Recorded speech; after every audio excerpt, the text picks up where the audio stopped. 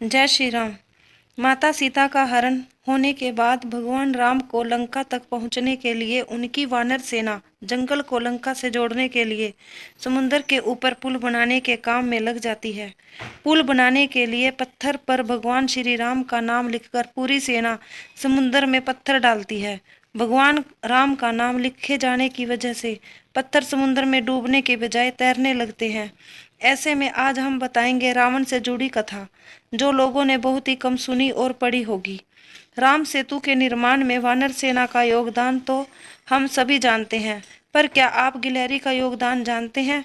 आज हम आपको बताएंगे राम सेतु निर्माण में गिलहरी का क्या योगदान था। भगवान राम पुल बनाने के लिए अपनी सेना के उत्साह, समर्पण और जुनून को देखकर काफी खुश होते हैं। उस वक्त वहां एक गिलहरी भी थी, जो मुंह में कंकड़ उठाकर नदी में डाल रही थी। उसे ऐसा बार बार करते हुए एक वानर देख रहा था।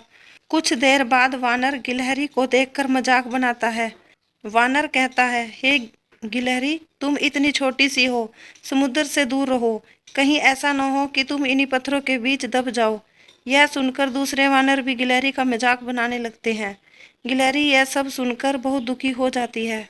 भगवान राम भी दूर से यह सब होता देखते हैं। गिलहरी की नज़र जैसे ही भगवान राम पर पड़ती है, वो रोते रोते भगवान राम के समीप पहुंच जाती है। परेशान गिलहरी श्री राम से सभी वानरों की शिकायत करती है।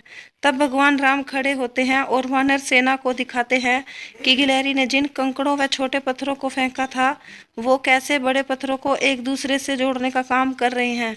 भगवान राम कहते हैं, अगर गिलहरी इन कंकड़ों को नहीं डालती तो तुम्हारे द्वारा फेंके गए सारे पत्थर इधर उधर बिखरे रहते। ये गिलहरी के द्वारा फेंके गए पत्थर ही हैं जो इन्हें आपस में जोड़े हुए हैं। पुल बनाने के लिए गिलहरी का योगदान भी वानर सेना के सदस्यों जैसा ही अमूल्य है।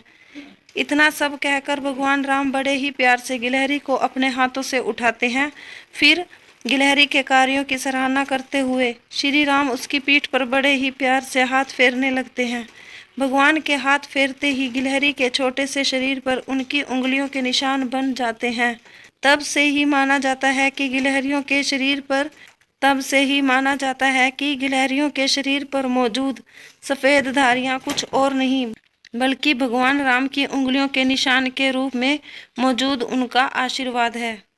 दोस्तों, मेरी यह वीडियो देखने के लिए धन्यवाद। जय श्री राम।